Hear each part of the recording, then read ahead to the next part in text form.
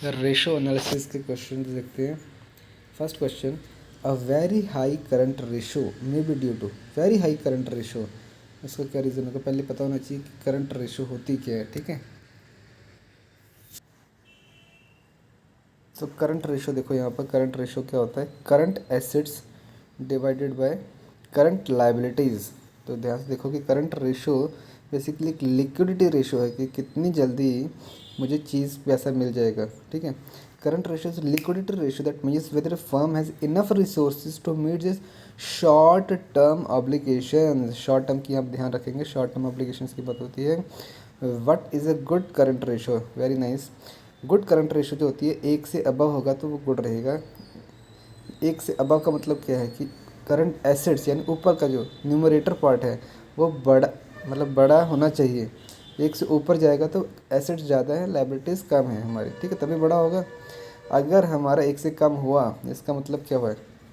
एक से कम हो गया तो मतलब लाइबिलिटीज़ ज़्यादा है, नीचे बड़ा होगा, ऊपर कम होगा, तभी करके वो लेस देन वन आएगा। अगर लेस देन वन है तो इसका मतलब लाइबिलिटीज़ ज़्यादा है, इसका मतलब with a current ratio of less than 1 you know you are going to run short of cash sometimes during the next year।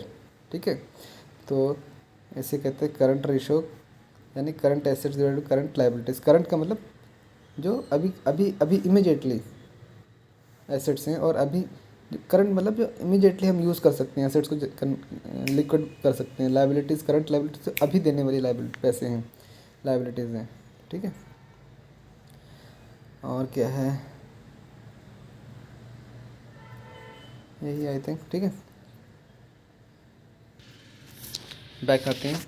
A very high current ratio may be due to, किस करके हो सकता है? यानी assets बहुत ज़्यादा हो गए हैं।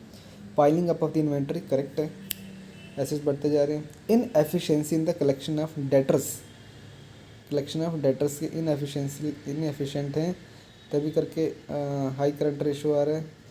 सी high balance in the cash and bank without proper investment. ठीक है, तो सब में एसेट्स हमारे ज़्यादा बड़े पड़े हैं, तो इसी केस इसीलिए all of the above is the right answer. ठीक है, बी पे आते हैं। सेकंड क्वेश्चन पर, अ very high current ratio will increase the profitability not affect the profitability adversely impact the profitability, या फिर नन ऑफ द, तो सही आंसर है सी, एडवर्सली अफेक्ट द प्रॉफिटेबिलिटी। ज़्यादा एसेट्स ही बना के रख दोगे तो पैसे लगाओगे नहीं तो प्रॉफिट कहाँ से आएगा मेरे बच्चे? ठीक है, एसेट्स एसेट बनाने नहीं है, उसको यूज़ करना है पैसे को, तभी तो उसका फ़ायदा है। तो प्रॉफिटेबिलिटी एडवर्सली इम्पैक्ट करेगी।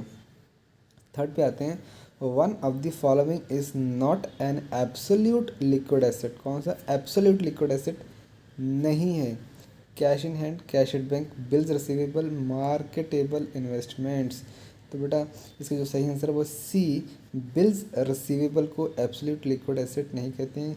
कैश इन हैंड तो है, वो तो इमीडिएटली मैं यूज़ कर सकता हूँ, कैश एट बैंक में इमीडिएटली यूज़ कर सकता हूँ। मार्केटेबल इन्वेस्टमेंट है, ठीक है, उसको भी इमीडिएटली मुझे यूज़ कर सकता हूँ। बिल्स रिसीवेबल मेरे ऊपर, वो उसके ऊपर है जिसको मैंने रिसीवेबल, वो देता नहीं देता है मुझे क्या पता, दूसरे बंदे के ऊपर डिपेंड करता है। तो सी जो है वो it is not an absolute liquid asset. ठीक है, सिक्स पर आते हैं।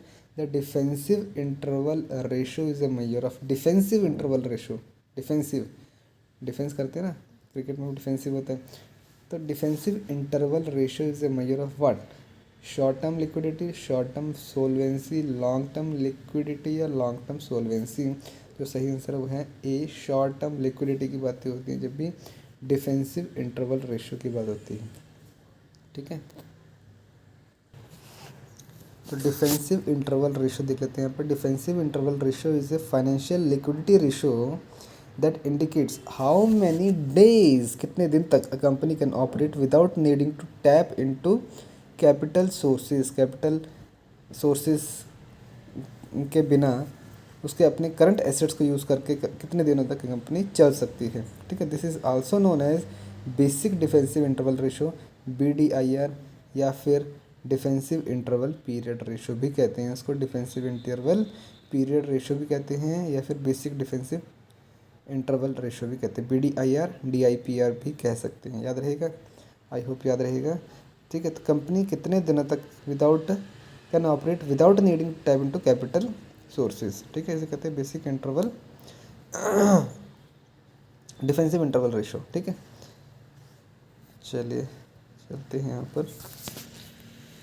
The defensive interval ratio is a term of, तो ये शॉर्ट टर्म लिक्विडिटी की बातें करते हैं। किसकी बातें करती है? शॉर्ट टर्म लिक्विडिटी की बातें इसके अंदर होती हैं। आगे चलते हैं 7th पर। शेयर होल्डर्स चल रहा है। Share holders equity includes, share holder की जो इक्विटी होती है, शेयर होल्डर के जो हिस्से हैं वो क्या इंक्लूड करते हैं? Equity share capital, reserves and surplus, preference share capital, ये ऑल ऑफ द अबव। तो जो सही आंसर है वो है all of the above. Share holder की इक्विटी में सब कुछ होता है। इक्विटी शेयर कैपिटल भी होता है, रिजर्व्स एंड सरप्लस भी होता है शेयर होल्डर इक्विटी में, प्रेफरेंस शेयर कैपिटल भी होता है शेयर होल्डर्स इक्विटी में। तो ध्यान रखना, ये तीनों चीज़ें होती हैं। इक्विटी शेयर कैपिटल भी होता है, रिजर्व एंड सरप्लस भी होता है, और प्रेफरेंस शेयर कैपिटल भी शेयर होल्डर की इक्विटी में इंक्लूड होता है। रिजर्व एंड सरप्लस, सरप्लस क्यों रखे जाते हैं? अलग से रखे जाते हैं, कभी इमरजेंसी में यूज़ कर सकें। प्रेफरेंस शेयर कैपिटल, प्रेफरेंस दी जाती है उसको, ठीक है। कि जब वो बेचना है उसने बंदे ने, तो उसको पहले प्रेफरेंस दे के उसके पहले बेच के उसको पैसे देंगे, ठीक है। इसके लिए इसको इंटरेस्ट मिलता है मेरे ख्याल से, जैसे मुझे याद आ रहा है, उसको इंटरेस्ट मिलता है इंस्टेड ऑफ जो शेयर होता है। देखेंगे 8 पर आते हैं। Fixed interest bearing funds, fixed interest मिल रहा है, fixed interest bearing funds do not include one of the following, इसमें से क्या इंक्लूड नहीं करता है? Debentures, public deposits, long term investments, या फिर preference share capital. Preference share capital में भी मैंने कहा था कि इंटरेस्ट, फिक्स्ड इंटरेस्ट की बातें होती हैं। डिबेंचर में फिक्स्ड इंटरेस्ट की बातें होती हैं, ठीक है। और पब्लिक डिपॉजिट्स में भी फिक्स्ड इंटरेस्ट की बातें होती हैं। लॉन्ग टर्म इन्वेस्टमेंट जो होती है, लॉन्ग टर्म इन्वेस्टमेंट, तो इसका थोड़ा डाउटफुल है, लेकिन इसका आंसर दे रखा है सी, यानी लॉन्ग टर्म इन्वेस्टमेंट्स में फिक्स्ड इंटरेस्ट की बातें नहीं हो रही हैं।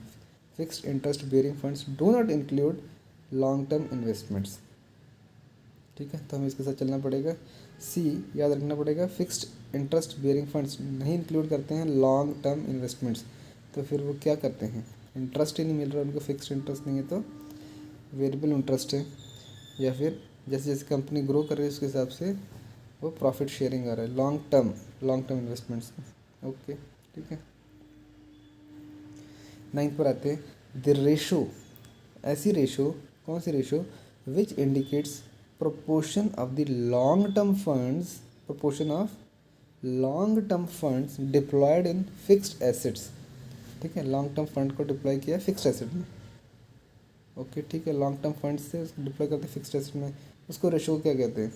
Fixed asset divided date funds, long term fund divided by fixed assets, fixed asset divided by long term funds, fixed asset divided bye share holders funds. तो question से साफ क्लियर है, फिक्स्ड एसेट्स की बातें कर रही हैं और लॉन्ग टर्म फंड की बातें कर रही है, तो fixed asset divided by long term fund ही आएगा, ठीक है। Fixed asset divided by long term fund, it is not the other way. B मत समझना इसको, सी है इसका आंसर। हमेशा एसेट्स ऊपर होते हैं और किससे आए? लॉन्ग टर्म फंड से आए, समझ गए। एसेट्स हमेशा ऊपर रहेंगे, याद रहेगा। एसेट्स ओवर लाइबिलिटीज़ होते हैं, ठीक है। करंट एसेट करंट लाइबिलिटीज़ होते हैं, जो भी है, ठीक है। तो ये एसेट्स ऊपर रहेंगे। Fixed asset divided by long term funds की बातें हो रही हैं, C is the right answer. 10th पर आते हैं। एसेट मैनेजमेंट रेशो, एसेट को मैनेज करना है, ऐसी ratio are used to measure the speed with which various accounts are converted into, किस में कन्वर्ट कर देते हैं?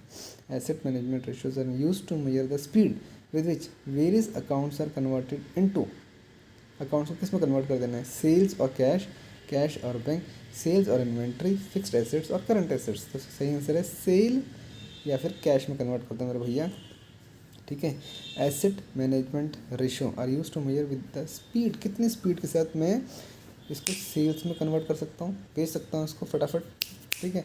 या फिर इसको कैश में मतलब वही बात है, सेल कर देना या कैश आ जाना, तो सेल या फिर कैश में कर सकते हैं, उसे कहते हैं एसेट मैनेजमेंट रेशो, समझिए। करंट एसेट्स की यहाँ पर बातें हो जाएंगी मेरे हिसाब से, लेकिन उसको एसेट मैनेजमेंट रेशो इसकी बातें करता है कि कितनी जल्दी इसको आप सेल से कैश में कन्वर्ट कर देते हैं, ठीक है। नेक्स्ट पार्ट में करेंगे अगला।